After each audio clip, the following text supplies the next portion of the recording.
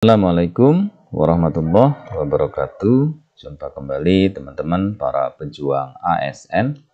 Teman-teman, hari ini kita akan melakukan simulasi soal atau latihan soal untuk P3K. Kompetensi teknis jabatannya adalah pengadministrasi perkantoran. Bagian ke-18. Nah, dalam bagian ke-18 ini nanti akan ada sebanyak 50 soal yang akan kita simulasikan ya, atau kita latihan ya. Soal-soal yang disusun itu sudah kita sesuaikan dengan materi pokok dari Menpan RB atau kisi-kisi dari Menpan RB. Kemudian soal juga kita adopsi dari beberapa soal yang keluar di tahap 1 kemarin atau field record ya. Nah, dari teman-teman yang sudah melakukan ujian di tahap 1 kemarin. Oke teman-teman, jadi kompetensi teknis itu untuk menilai penguasaan pengetahuan dan kemampuan teknis jabatan yang dilamar sesuai dengan standar jabatan.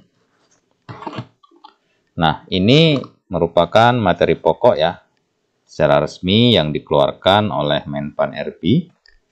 Ada 6. Jadi semua soal itu pasti dia itu tidak keluar dari 6 materi pokok ini, gitu ya. Nah, ini materi pokok resmi sesuai dari Menpan RB. Terus kemudian teman-teman, pengalaman tahap 1 kemarin, ternyata di dalam soal teknis itu ada soal-soal TIU juga yang keluar teman-teman. Oleh karena itu teman-teman juga mesti belajar soal-soal TIU ya, atau tes intelijensia umum.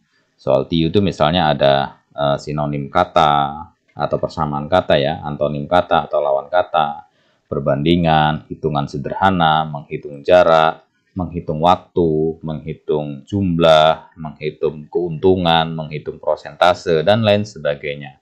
Pada prinsipnya di tahap 1 kemarin, itu soal TIU banyak yang keluar ya, minimal ada 10 soal yang keluar di tahap 1 kemarin.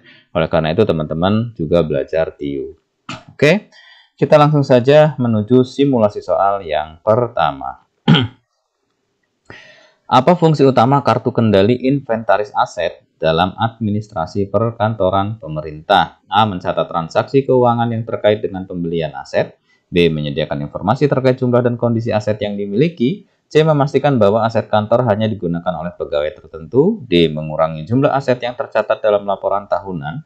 Atau E. Menghapus aset yang sudah tidak digunakan dari daftar inventaris. Jawabannya adalah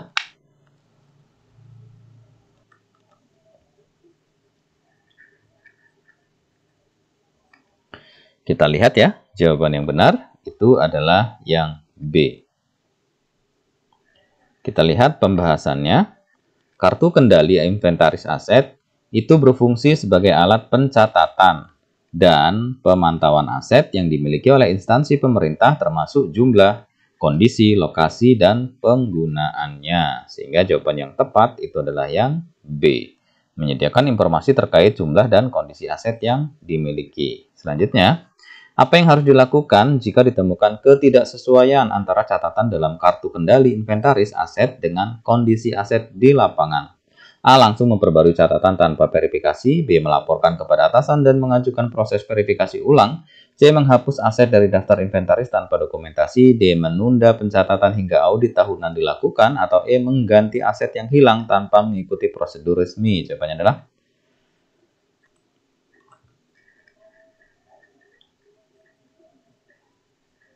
kita lihat ya, jawaban yang benar adalah yang B. Dalam pembahasan, setiap ketidaksesuaian dalam pencatatan itu harus dilaporkan kepada atasan dan dilakukan verifikasi ulang.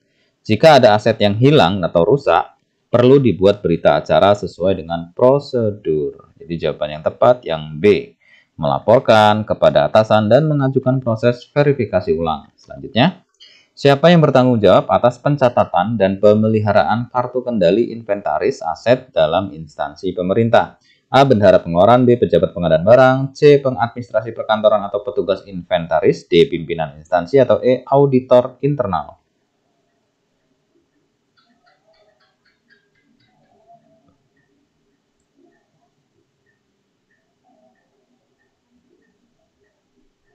Oke, kita lihat ya jawabannya. Yang benar adalah yang C. Kita lihat pembahasan. Tugas pencatatan dan pemeliharaan kartu kendali inventaris aset merupakan tanggung jawab pengadministrasi perkantoran atau petugas inventaris yang memastikan data tetap akurat dan diperbaharui secara berkala. Jadi yang C ya, yang tepat ya, yaitu pengadministrasi perkantoran atau petugas inventaris. Selanjutnya, salah satu prinsip dalam pengelolaan aset perkantoran adalah transparansi. Bagaimana prinsip ini diterapkan dalam pencatatan kartu kendali inventaris aset? A. Informasi aset hanya diberikan kepada pejabat tinggi. B. Setiap pegawai dapat mengubah data aset jika diperlukan. D. Data aset harus terdokumentasi dengan jelas dan dapat diaudit. D. Penghapusan aset dilakukan tanpa perlu pencatatan tambahan. Atau E. Aset yang rusak tidak perlu dicatat dalam laporan inventaris. Jawabannya adalah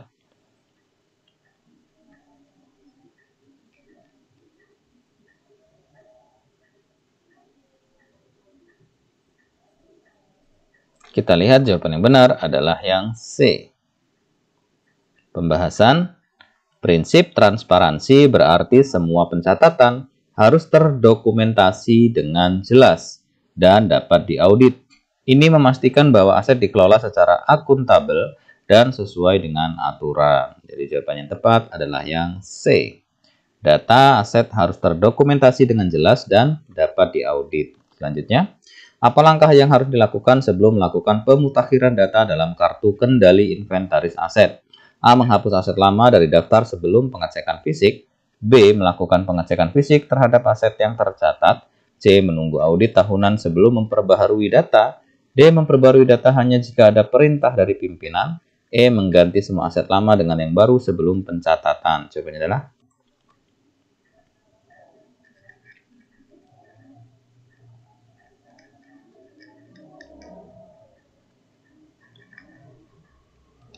kita lihat jawaban yang benar adalah yang B ya. Pembahasan.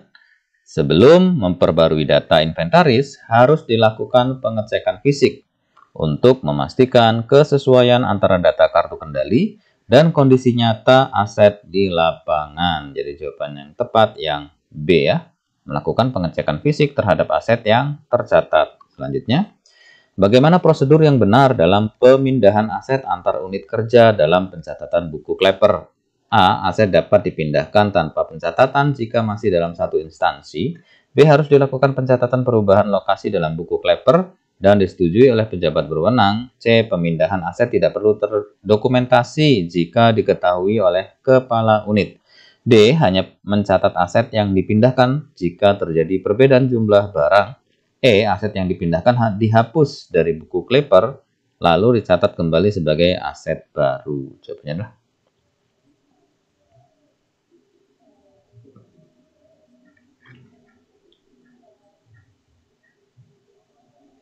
ya, kita lihat jawaban yang benar adalah yang B. Kita lihat pembahasan ya. Setiap pemindahan aset antar unit kerja itu harus dicatat dalam buku kleper dengan mencantumkan informasi perubahan lokasi, kondisi barang, serta pihak yang bertanggung jawab. Pemindahan ini juga harus mendapatkan persetujuan dari pejabat berwenang untuk menjaga akurasi data aset ya. Jadi jawaban yang tepat yang B, teman-teman. Harus dilakukan pencatatan perubahan lokasi dalam buku kleper dan disetujui oleh pejabat berwenang. Selanjutnya, apa perbedaan utama antara buku kleper dan kartu kendali inventaris dalam administrasi aset pemerintah?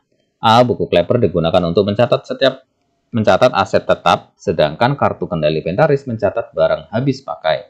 B. Buku kleper mencatat aset secara umum, sementara kartu kendali inventaris mencatat penggunaan dan pemeliharaan aset.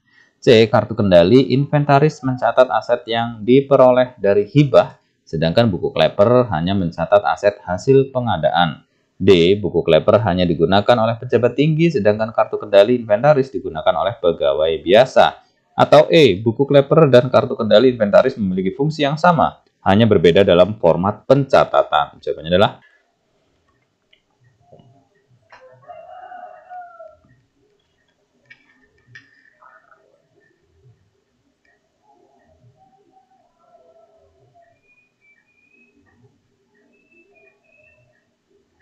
Oke ya, kita lihat jawaban yang benar adalah yang B. Kita lihat pembahasan. Buku Klepper mencatat aset tetap dan barang milik negara atau BMN dalam lingkup yang lebih luas, seperti data kepemilikan, kondisi, dan lokasi aset. Sementara itu, kartu kendali inventaris lebih fokus pada penggunaan dan pemeliharaan aset, mencatat riwayat pemakaian barang oleh pegawai. Ya. Jadi jawabannya benar yang B ya teman-teman ya. Kalau buku Klepper itu mencatat aset secara umum, kalau kartu kendali inventaris itu mencatat penggunaan dan pemeliharaan daripada aset tersebut. Selanjutnya, bagaimana cara yang benar untuk mencatat aset yang diperoleh dari hibah dalam buku Klepper? A. Tidak perlu dicatat karena bukan hasil pengadaan instansi. B. Dicatat sebagai aset tetap dengan kode khusus yang menandakan asal hibah. C. Mencatatnya sebagai aset sementara tanpa kode inventaris. D. Menunggu hingga ada kebijakan untuk mencatatnya. Atau E. Mencatatnya dalam laporan tahunan tanpa memasukkannya ke buku Klepper. Jawabannya adalah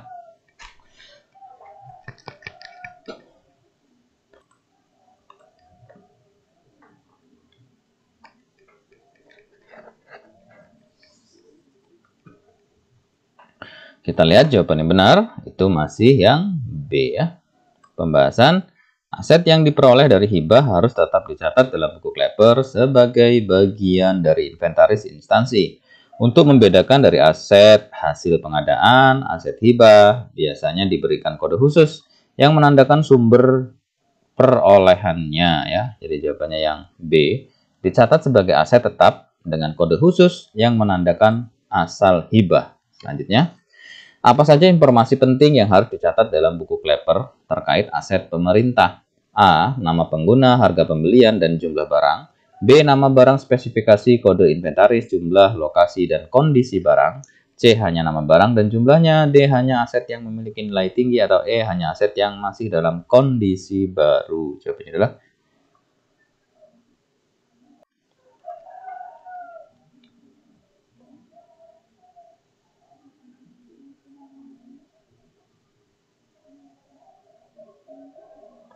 kita lihat jawaban yang benar adalah yang B. Pembahasan, buku Klepper harus mencatat informasi aset secara lengkap, termasuk nama barang, spesifikasi, kode inventaris, jumlah, lokasi penyimpanan, serta kondisi barang. Pencatatan yang detail memastikan akurasi data dan memudahkan pengelolaan aset. Ya, jadi jawabannya yang B, teman-teman. Nama barang, spesifikasi, kode inventaris, jumlah, lokasi, dan kondisi barang. Selanjutnya, mengapa penting melakukan audit aset secara berkala dalam pengelolaan buku Klepper? A. Untuk memastikan bahwa semua aset yang tercatat masih ada dan dalam kondisi yang sesuai. B. Untuk menghapus aset lama agar daftar inventaris tidak terlalu penuh. C. Untuk meningkatkan jumlah aset yang dicatat dalam laporan tahunan. D. Untuk mengurangi beban kerja petugas inventaris. E. Untuk menghindari pencatatan aset dalam laporan keuangan instansi. Jawabannya adalah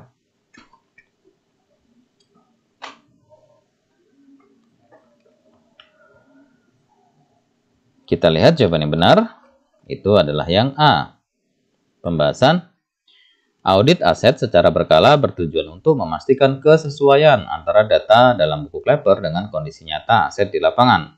Audit ini juga berguna untuk mengidentifikasi aset yang hilang, rusak, atau sudah tidak layak pakai, sehingga dapat diambil langkah-langkah yang diperlukan. Ya, jadi jawabannya yang A ya. Untuk memastikan bahwa semua aset yang tercatat masih ada dan dalam kondisi yang sesuai. Selanjutnya, bagaimana cara menangani surat masuk yang memerlukan balasan cepat dalam administrasi perkantoran pemerintah? A. Menunggu arahan dari atasan sebelum mencatat surat. B. Langsung mengarsipkan surat setelah diterima. C. Mencatat, mendisposisikan kepada pejabat terkait, dan segera menyusun balasan. D. Meneruskan surat ke bagian arsip sebelum diproses. Atau E. Mengirim balasan tanpa perlu pencatatan terlebih dahulu. Jawabannya adalah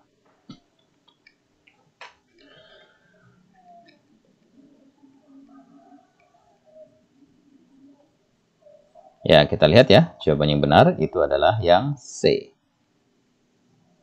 Pembahasan, surat yang memerlukan balasan cepat harus segera dicatat. kemudian didisposisikan kepada pejabat yang terkait, dan langsung disusun balasannya agar tidak terjadi keterlambatan dalam administrasi pemerintahan. Jadi jawabannya yang C ya, langkahnya adalah dicatat, kemudian didisposisikan kepada pejabat terkait ya, dan segera menyusun daripada balasan surat tersebut. Selanjutnya, apa langkah terakhir dalam proses pengadministrasi surat keluar sebelum dikirim? A. Mengarsipkan salinan surat dan mencatat dalam buku agenda surat keluar. B. Menunggu konfirmasi dari pengirim surat. C. Menghapus draft surat setelah dikirim. D. Menyerahkan surat kepada pegawai lain tanpa pencatatan. Atau E. Mencetak surat tanpa perlu nomor surat. Jawabannya adalah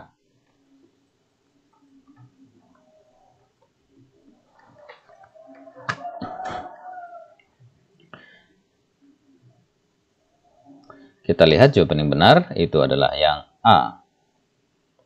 Pembahasan setelah surat keluar ditandatangani dan dikirim, langkah terakhir adalah mengarsipkan salinan surat dan mencatatnya dalam buku agenda surat keluar agar dapat ditelusuri kembali jika diperlukan. Jadi jawaban yang tepat yang A. Mengarsipkan salinan surat dan mencatat dalam buku agenda surat keluar. Selanjutnya, apa saja unsur penting yang harus ada dalam surat dinas pemerintah? A. Nama pejabat pengirim, tanda tangan, dan isi surat. B. Kop surat resmi, nomor surat, tanggal, perihal, tujuan, isi, dan tanda tangan pejabat berwenang. C. Hanya isi surat dan nama instansi. D. Logo instansi dan nama pengirim saja. Atau E. Tanda tangan pegawai administrasi tanpa nomor surat. Jawabannya adalah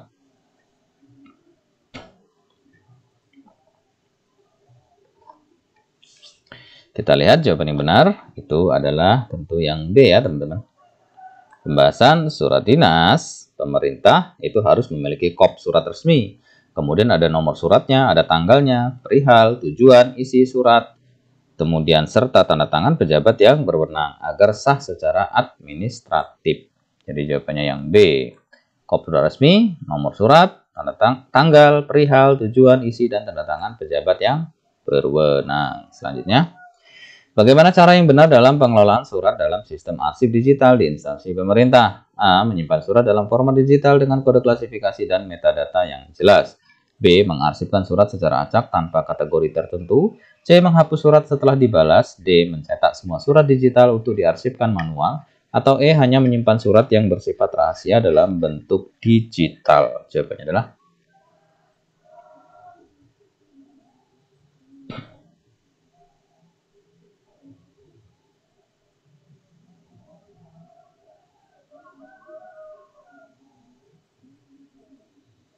kita lihat jawaban yang benar itu adalah yang A ya teman-teman.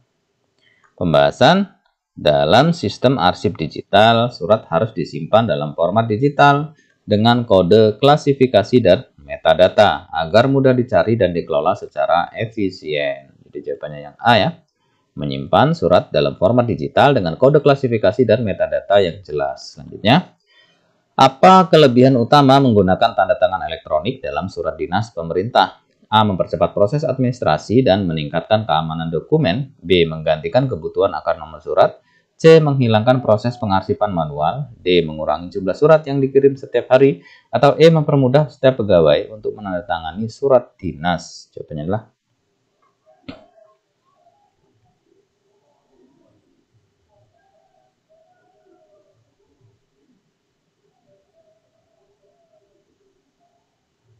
kita lihat jawaban yang benar itu adalah yang A. Pembahasan tanda tangan elektronik mempercepat proses administrasi karena tidak perlu tanda tangan fisik, serta meningkatkan keamanan dokumen dengan sistem verifikasi digital yang mencegah pemalsuan. Jadi jawabannya yang A. Mempercepat proses administrasi dan meningkatkan keamanan daripada dokumen. Oke, selanjutnya. Jenis surat yang berisi penugasan resmi kepada pegawai dalam instansi pemerintah disebut A. Surat perintah, B. Surat pengunduran diri, C. Surat tugas, D. Surat edaran, atau E. Surat pemberitahuan. Jawabannya adalah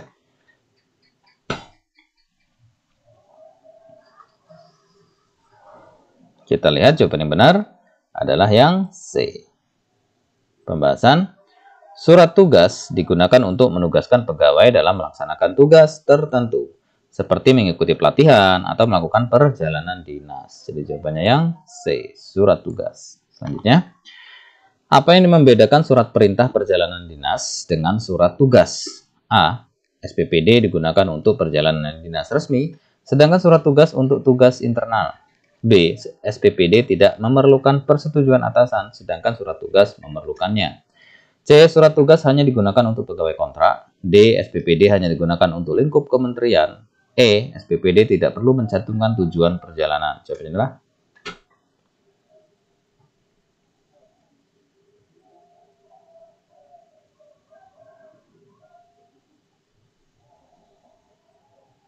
kita lihat jawaban yang benar adalah yang A ya.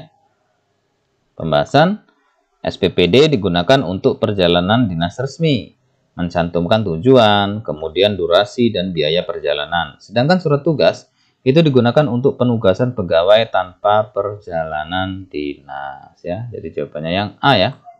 SPPD digunakan untuk perjalanan dinas resmi, sedangkan surat tugas untuk tugas internal. Selanjutnya, dalam sistem pemerintahan, surat permohonan biasanya digunakan untuk A. Mengajukan permintaan secara resmi kepada pihak tertentu. B. Menetapkan keputusan dalam instansi. C. Memberikan instruksi langsung kepada bawahan. D. Menyampaikan laporan kegiatan tahunan. Atau E. Menginformasikan kebijakan baru. Jawabannya adalah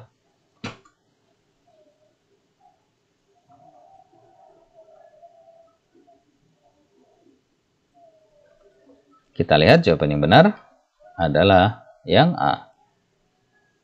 Pembahasan surat permohonan digunakan untuk mengajukan permintaan resmi seperti permohonan izin, beasiswa, atau bantuan dana. Selanjutnya, jadi jawabannya yang A ya ini ya.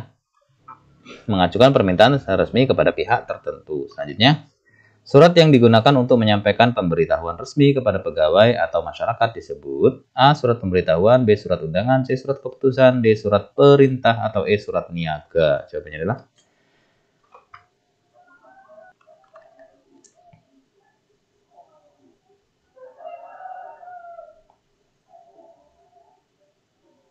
kita lihat jawaban yang benar adalah yang A. Pembahasan surat pemberitahuan digunakan untuk menginformasikan hal penting seperti perubahan kebijakan atau pengumuman penting lainnya. Jadi jawabannya yang A, surat pemberitahuan. Selanjutnya, dalam administrasi surat menyurat pemerintah, surat teguran digunakan untuk A. Memberikan peringatan resmi kepada pegawai terkait pelanggaran disiplin. B. Menyampaikan laporan keuangan. C. Memberikan penghargaan kepada pegawai. D. Mengusulkan kenaikan jabatan. Atau E. Mengundang pejabat ke rapat koordinasi. Jawabannya adalah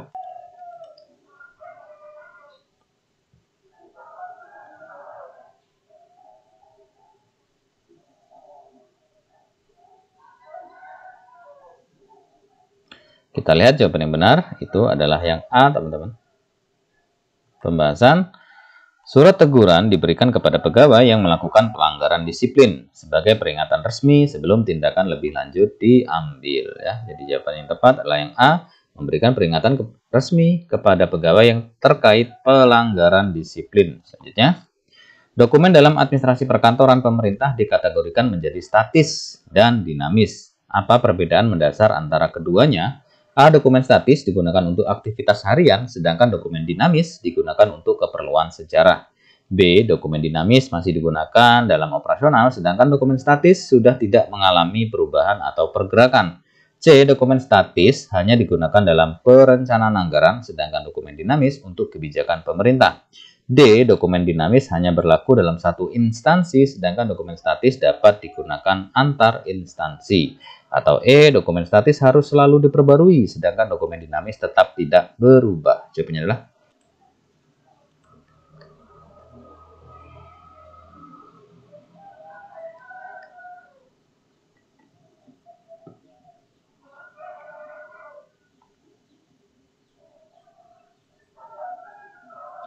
kita lihat jawaban yang benar itu yang B ya. Kita lihat pembahasannya. Dokumen dinamis adalah dokumen yang masih digunakan dalam proses administrasi dan dapat mengalami perubahan seperti surat masuk dan keluar.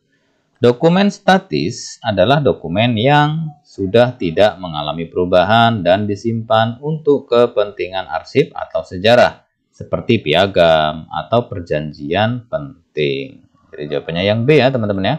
Jadi dokumen dinamis masih digunakan dalam operasional, kemudian dokumen statis itu sudah tidak mengalami perubahan atau pergerakan. Selanjutnya, contoh dokumen dinamis dalam administrasi pemerintah adalah A. Peraturan pemerintah yang sudah tidak berlaku, B. Surat keputusan yang sedang digunakan dalam pengangkatan pegawai, C. Naskah kuno yang disimpan di arsip nasional, D. Piagam penghargaan presiden kepada instansi pemerintah, atau E. Undang-undang yang telah dicabut. Jawabannya adalah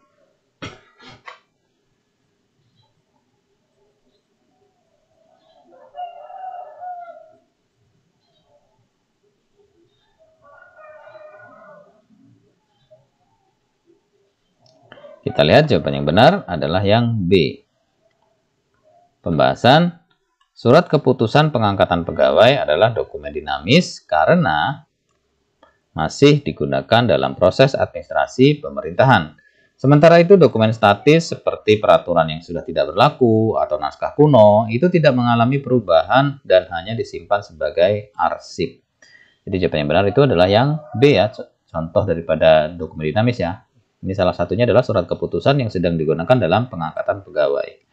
Selanjutnya, dalam sistem pengelolaan dokumen pemerintahan, dokumen dinamis dibagi menjadi 3 kategori, yaitu A. Dokumen aktif, semi-aktif, dan inaktif. B. Dokumen penting, kurang penting, dan tidak penting. C. Dokumen resmi, tidak resmi, dan rahasia. D. Dokumen publik, internal, dan rahasia. Atau E. Dokumen manual, digital, dan hybrid. Ini adalah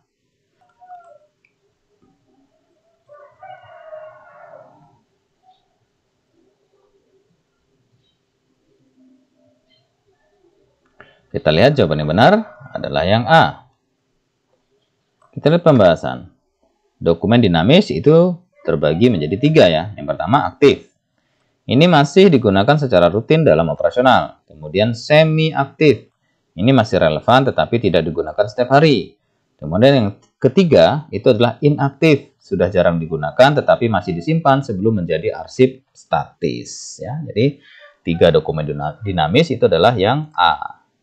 Aktif, semi-aktif, dan inaktif. Selanjutnya, dokumen yang bersifat strategis dan memiliki nilai hukum sehingga harus disimpan dalam jangka panjang disebut A. Dokumen inaktif, B. Dokumen statis, C. Dokumen semi-aktif, D. Dokumen rahasia, atau E. Dokumen operasional. Jawabannya adalah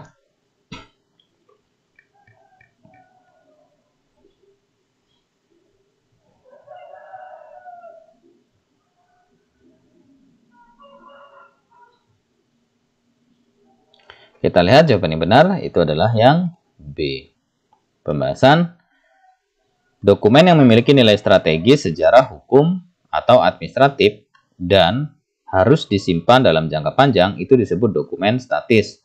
Contohnya adalah konstitusi, undang-undang, atau dokumen perjanjian antar negara. Sehingga jawabannya yang B, dokumen statis. Selanjutnya, salah satu metode pengelolaan dokumen dinamis agar mudah diakses tetapi tetap aman adalah A. Membuang dokumen yang sudah tidak dipakai, B. Menyimpan semua dokumen dalam format cetak, C. Menggunakan sistem klasifikasi dan indeks yang jelas, D. Menyerahkan semua dokumen ke arsip nasional, atau E. Menggunakan kode sandi untuk setiap dokumen. Jawabannya adalah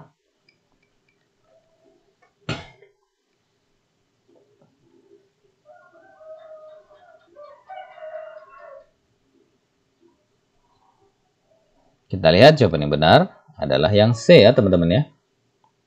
Pembahasan pengelolaan dokumen dinamis harus dilakukan dengan sistem klasifikasi dan indeks yang jelas agar dokumen tetap mudah dicari, diakses, dan dikelola dengan aman. Jadi jawabannya yang C. Menggunakan sistem klasifikasi dan indeks yang jelas. Selanjutnya, mengapa nomor surat dalam buku agenda harus unik dan tidak boleh digunakan kembali? A. Untuk menghindari duplikasi dan memastikan setiap surat tercatat dengan jelas. B. Supaya semua surat memiliki nomor yang sama untuk memudahkan pencarian. C. Agar pegawai tidak perlu menghafal nomor surat lama. D. Karena sistem tidak bisa mencatat lebih dari 1 nomor surat. Atau E. Supaya semua surat masuk dan keluar memiliki nomor yang berurutan tanpa ada jeda. Jawabannya adalah yang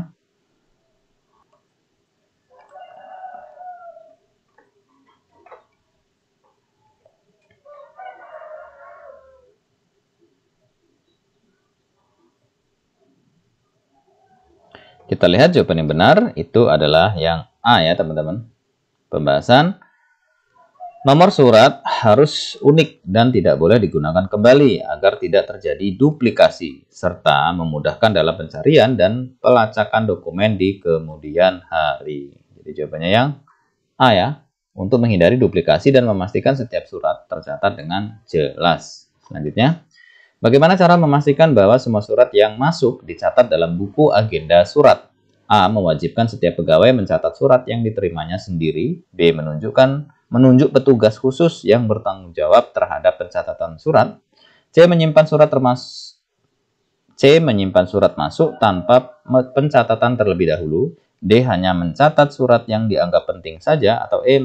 Mengandalkan ingatan pegawai tanpa perlu dokumentasi resmi. Jawabannya adalah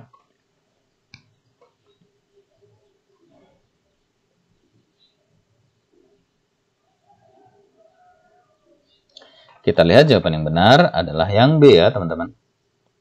Kita lihat pembahasan. Nomor, agar semua surat yang masuk tercatat dengan baik, perlu ada petugas khusus. Biasanya dibagi tata usaha atau sekretariat yang bertanggung jawab mencatat dan mengarsipkan setiap surat masuk ke dalam buku agenda surat ya. Jadi jawabannya yang B ya, bisa melakukan penunjukan ya untuk petugas khusus yang bertanggung jawab terhadap pencatatan daripada surat. Selanjutnya, apa yang harus dilakukan jika ada surat yang tidak ditemukan dalam buku agenda surat? A. Mencari kembali surat tersebut di bagian yang bertanggung jawab. B. Membiarkan saja karena tidak semua surat harus dicatat. C. Mengganti dengan surat lain yang memiliki isi serupa. D. Menghapus semua pencatatan surat lainnya agar seragam. Atau E. Membuat nomor surat baru untuk menggantikan yang hilang. Jawabannya adalah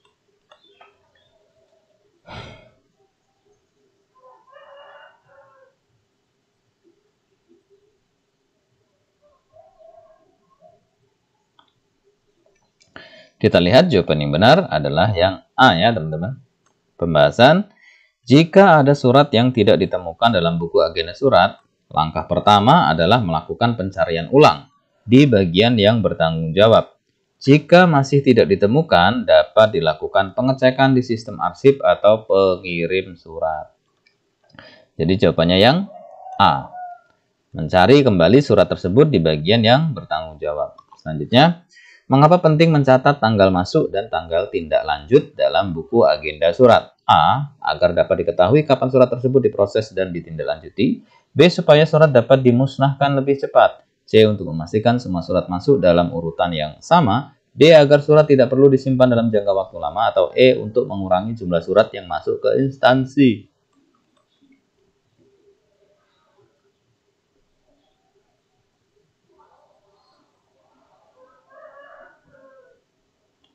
Kita lihat jawaban yang benar adalah yang A.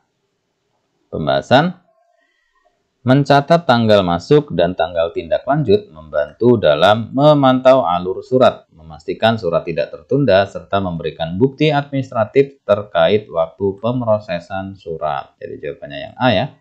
Agar dapat diketahui kapan surat tersebut itu diproses, kemudian ditindaklanjuti. Selanjutnya, bagaimana sistem otomatisasi dapat meningkatkan efisiensi pencatatan buku agenda surat? A.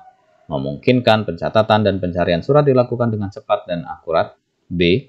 Menghilangkan kebutuhan pencatatan surat secara manual. C. Mengganti semua surat fisik dengan komunikasi verbal. D. Memungkinkan pegawai untuk tidak mencatat surat yang kurang penting. Atau E. Mengurangi jumlah surat masuk ke instansi secara drastis. Jawabannya adalah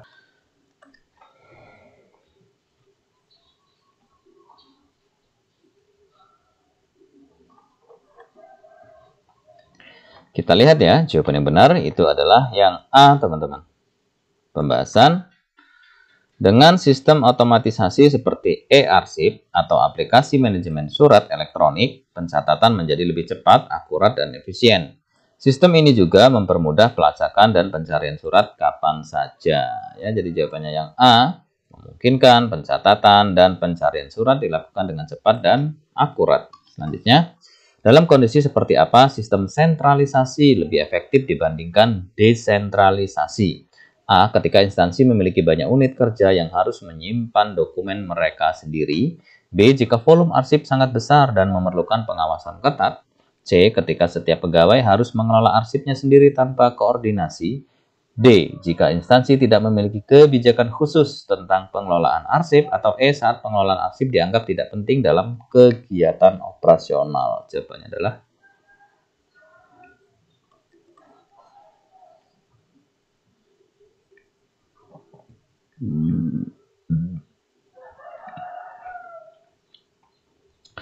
kita lihat jawaban yang benar adalah yang B. Pembahasan, sistem sentralisasi lebih efektif jika volume arsip sangat besar dan membutuhkan pengawasan ketat untuk memastikan keamanan, keteraturan, dan kemudahan pencarian dokumen dalam instansi pemerintah. Jadi jawabannya yang B.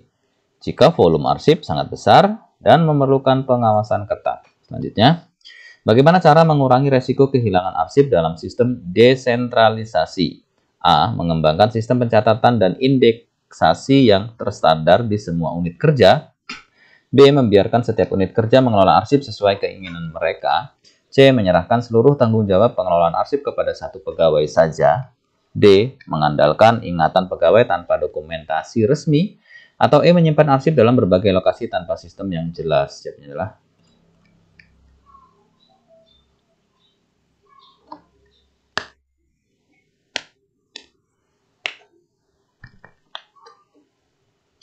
kita lihat jawaban yang benar adalah yang A.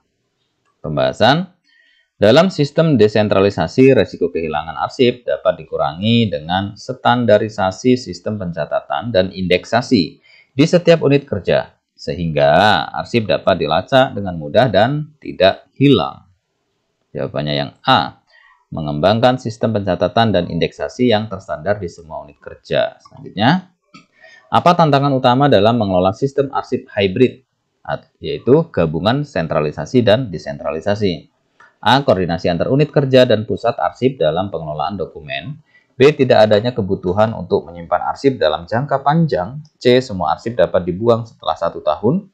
D. Penghapusan arsip menjadi lebih mudah tanpa prosedur. Atau E. Pegawai tidak perlu mengetahui cara pengelola arsip. Jawabannya adalah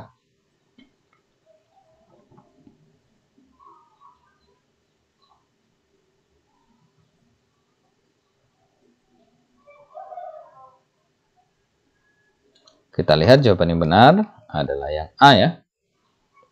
Pembahasan, dalam sistem hybrid, tantangan utama adalah koordinasi antar unit kerja dan pusat arsip, agar tidak terjadi duplikasi, kehilangan dokumen, atau kesulitan dalam pencarian arsip. Ya, sehingga jawabannya yang A. Koordinasi antar unit kerja dan pusat arsip dalam pengelolaan dokumen. Selanjutnya, bagaimana kebijakan keamanan harus diterapkan dalam sistem arsip sentralisasi? A. Membatasi akses hanya kepada pegawai yang berwenang dan menggunakan sistem keamanan dokumen. B. Memberikan akses bebas kepada semua pegawai tanpa aturan yang ketat. C. Menyimpan dokumen dalam ruang terbuka tanpa pengamanan. D. Tidak perlu menerapkan kebijakan keamanan karena semua dokumen sudah tersimpan dalam satu lokasi. E. Menggunakan sistem penyimpanan acak untuk menghindari pencurian dokumen. Jawabannya adalah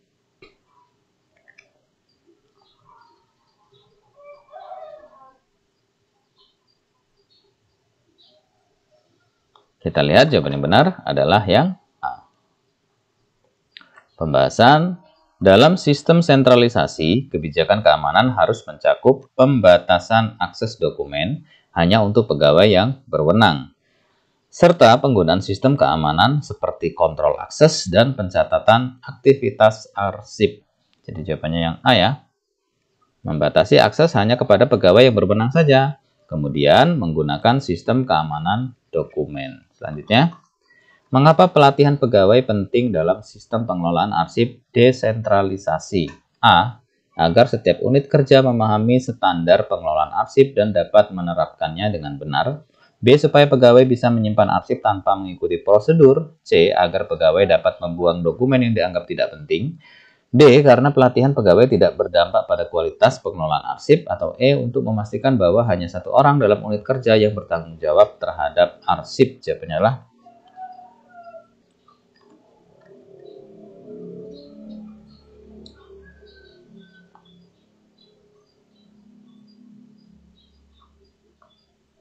kita lihat ya, jawaban yang benar adalah yang A. Pembahasan dalam sistem desentralisasi, pelatihan pegawai sangat penting agar setiap unit kerja memahami standar pengelolaan arsip, menerapkan prosedur yang benar, dan mengurangi resiko kesalahan atau kehilangan arsip. Ya, jadi jawabannya yang A, agar di setiap unit kerja itu memahami standar pengelolaan arsip dan dapat menerapkannya dengan benar. Selanjutnya, apa yang membedakan pemeliharaan berkala dan pemeliharaan rutin dalam manajemen kantor pemerintah? A. Pemeliharaan berkala dilakukan tanpa prosedur yang jelas. B. Pemeliharaan rutin hanya dilakukan ketika ada permintaan. C. Pemeliharaan berkala dilakukan setiap hari, sedangkan pemeliharaan rutin dilakukan setiap bulan. D. Pemeliharaan rutin lebih mahal dibanding pemeliharaan berkala. E. Pemeliharaan berkala memiliki jadwal yang lebih panjang dibanding pemeliharaan rutin. Jawabannya adalah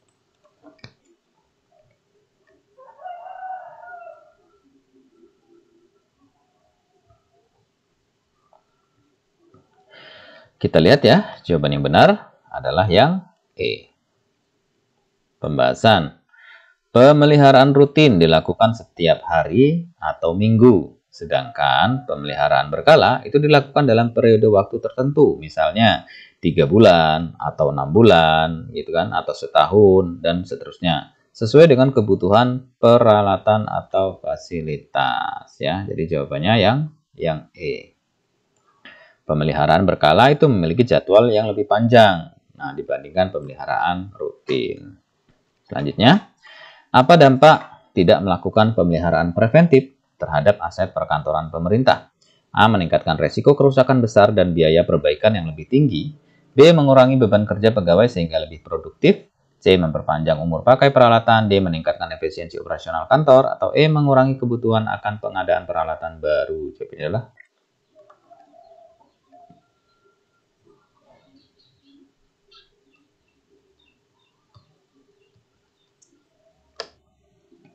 kita lihat ya, jawaban yang benar adalah yang A.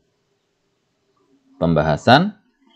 Tanpa pemeliharaan preventif, peralatan kantor lebih cepat rusak dan dapat menyebabkan biaya perbaikan yang lebih tinggi serta gangguan operasional kantor. Jadi jawabannya yang A ya. Meningkatkan resiko kerusakan besar dan biaya perbaikan yang lebih tinggi. Selanjutnya, siapa yang bertanggung jawab atas pelaksanaan pemeliharaan rutin di kantor pemerintah? A. Petugas kebersihan dan teknisi kantor yang ditunjuk. B. Seluruh pegawai tanpa pengecualian. C. Hanya pejabat tinggi di instansi. D. Tidak ada yang bertanggung jawab secara khusus. E. Semua pemeliharaan harus diserahkan kepada pihak eksternal. Jawabannya adalah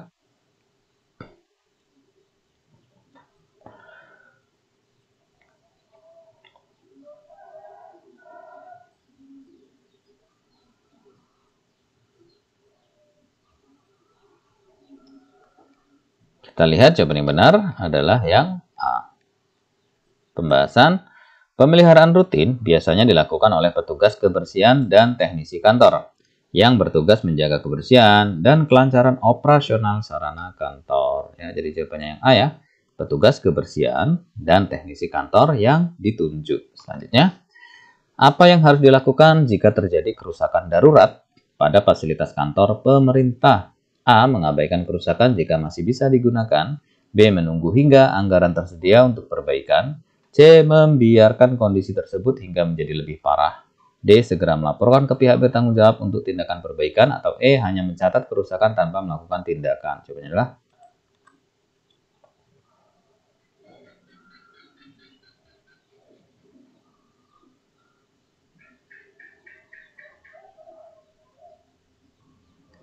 kita lihat jawaban yang benar. Itu adalah yang D ya teman-teman. Pembahasan. Kerusakan darurat harus segera dilaporkan dan ditangani oleh pihak yang berwenang untuk mencegah gangguan operasional lebih lanjut. Jadi jawabannya yang D. Segera melaporkan ke pihak yang bertanggung jawab untuk tindakan perbaikan. Selanjutnya, manakah contoh pemeliharaan berkala yang umum dilakukan dalam kantor pemerintahan? A. Servis kendaraan dinas setiap 6 bulan. B. Membersihkan meja kerja setiap hari. C. Mengganti lampu yang sudah mati. D. Menunggu hingga komputer rusak sebelum diperiksa. Atau E. Tidak melakukan pemeriksaan peralatan sebelum rusak. Jawabannya adalah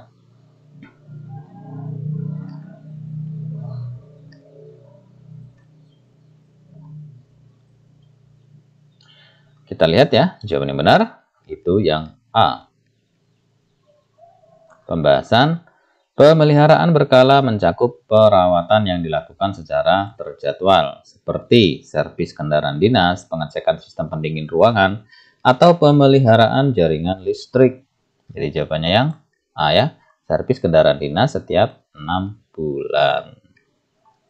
Selanjutnya, peralatan kantor yang digunakan dalam jangka waktu panjang dan memiliki nilai investasi disebut A. Barang habis pakai, B. Barang modal, C. Barang konsumsi, D. Barang non-fisik. Maksudnya D. Prasarana non-fisik, E. Peralatan sekali pakai. Jawabannya adalah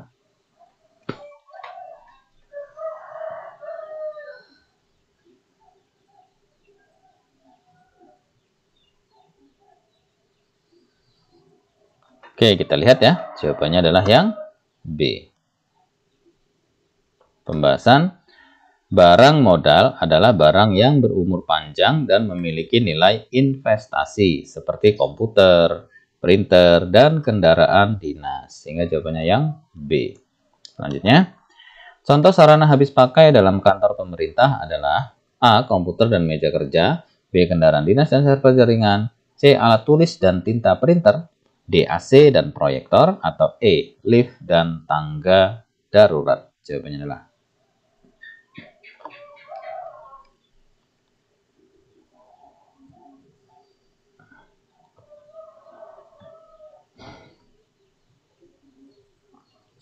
kita lihat jawaban yang benar adalah yang C.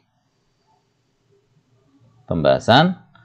Barang seperti alat tulis dan tinta printer disebut sarana habis pakai karena digunakan sekali atau dalam waktu singkat sebelum perlu diganti. Jadi jawabannya yang C ya.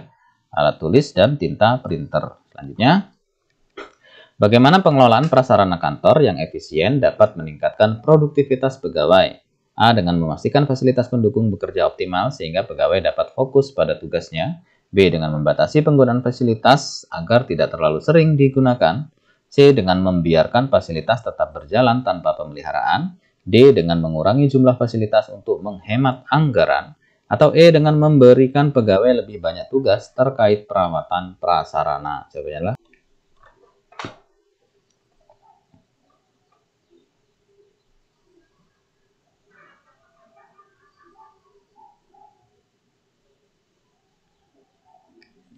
Oke, kita lihat ya. Jawaban yang benar adalah yang A. Pembahasan. Prasarana yang terkelola dengan baik, misalnya listrik yang stabil, AC yang berfungsi, dan koneksi internet yang lancar, itu memungkinkan pegawai bekerja lebih efisien tanpa gangguan teknis. Jadi jawabannya yang A. Dengan memastikan fasilitas pendukung bekerja optimal sehingga pegawai dapat fokus pada tugasnya ya. Selanjutnya, siapa yang bertanggung jawab atas pengadaan sarana dan prasarana kantor pemerintah?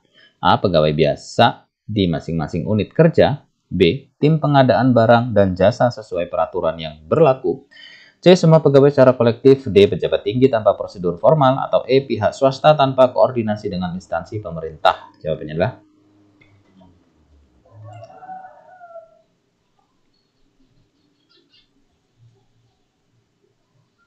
kita lihat ya, jawaban yang benar adalah yang B. Pembahasan pengadaan sarana dan prasarana kantor dilakukan oleh tim pengadaan barang dan jasa yang harus mengikuti peraturan pemerintah terkait dengan pengadaan barang. Jadi jawabannya yang B ya. Tim pengadaan barang dan jasa sesuai peraturan yang berlaku. Selanjutnya, apa tantangan utama dalam pengelolaan prasarana perkantoran di instansi pemerintah? A. Keterbatasan anggaran dan kompleksitas pemeliharaan fasilitas. B. Tidak perlunya pemeliharaan fasilitas kantor. C. Pegawai yang tidak peduli terhadap kondisi fasilitas. D. Semua sarana kantor harus diganti setiap tahun. Atau E. Tidak ada tantangan dalam pengelolaan prasarana. Jawabannya adalah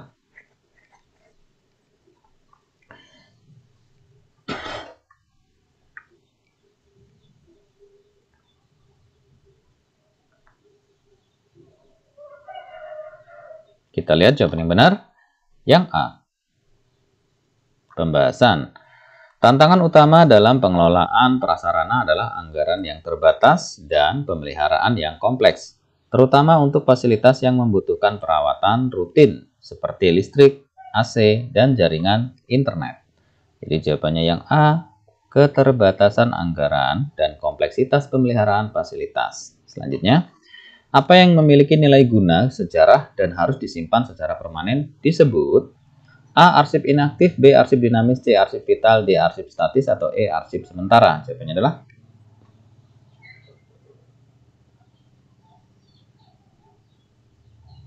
ya, kita lihat jawabannya yang D. Pembahasan. Arsip statis adalah arsip yang memiliki nilai sejarah, hukum, dan informasi penting bagi negara, sehingga harus disimpan permanen di arsip nasional. Ya, jadi jawabannya arsip statis. Selanjutnya, salah satu metode penyimpanan arsip yang mengelompokkan dokumen berdasarkan nomor urut disebut A. Penyimpanan abjad, B. Penyimpanan numerik, C. Penyimpanan wilayah, D. Penyimpanan subjek, atau E. Penyimpanan kronologis. Jawabannya adalah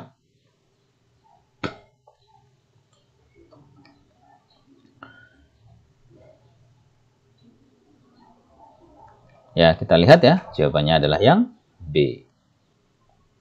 Pembahasan. Dalam metode penyimpanan numerik, arsip disusun berdasarkan nomor urut yang sudah ditetapkan, sehingga mudah ditemukan berdasarkan angka identifikasi. Jadi jawabannya yang B. Penyimpanan numerik. Selanjutnya, apa keuntungan utama dari pengarsipan digital dalam perkantoran pemerintah? A. Menghemat ruang fisik dan mempercepat pencarian dokumen. B. Menghilangkan kebutuhan akan sistem keamanan arsip. C. Membuat pegawai tidak perlu mengelola arsip fisik. Atau D. Memudahkan pemusnahan arsip tanpa izin.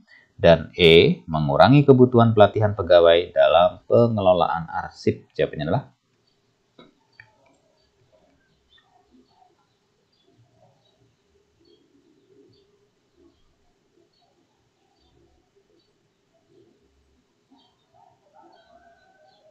kita lihat jawaban yang benar yang A. Pembahasan. Pengarsipan digital menghemat ruang fisik, mempercepat pencarian dokumen, serta meningkatkan efisiensi dan keamanan data dengan sistem backup otomatis. Ya, jadi jawabannya yang A ya. Menghemat ruang fisik dan mempercepat pencarian dokumen. Selanjutnya, siapa yang bertanggung jawab atas pengelolaan arsip di setiap instansi pemerintah? A. Pegawai biasa tanpa pelatihan khusus. B. Unit kearsipan yang ditunjuk sesuai regulasi. C. Semua pegawai bertanggung jawab secara individu. D. Pihak luar tanpa koordinasi dengan pemerintah. Atau E. Tidak ada yang bertanggung jawab secara khusus. Jawabannya adalah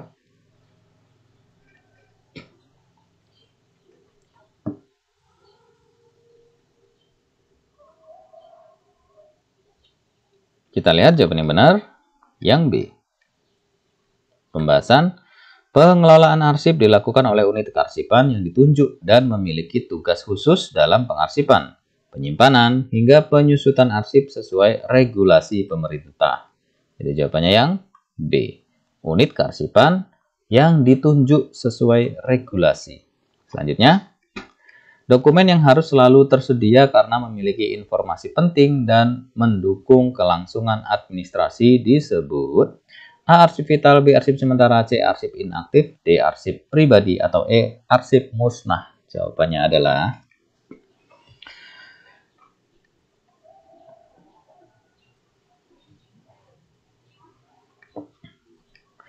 kita lihat ya, jawaban yang benar yang A. Pembahasan. Arsip vital adalah arsip yang harus selalu tersedia dan tidak boleh hilang. Misalnya akta kelahiran, sertifikat tanah, atau dokumen kepemilikan aset pemerintah. Jadi jawabannya yang A. Arsip vital. Nah, teman-teman, demikianlah ya contoh daripada 50 soal untuk P3K dengan jabatannya adalah pengadministrasi perkantoran. Mudah-mudahan dengan kita banyaknya berlatih, kita banyaknya membaca, kita banyaknya melakukan simulasi-simulasi soal, itu nanti akan memudahkan kita saat mengerjakan soal di ujian nanti. Dan pada akhirnya, hasil yang baik dikarenakan usaha yang baik. Terima kasih, semoga sukses. Sampai jumpa di pembahasan soal selanjutnya. Assalamualaikum warahmatullahi wabarakatuh. Salam.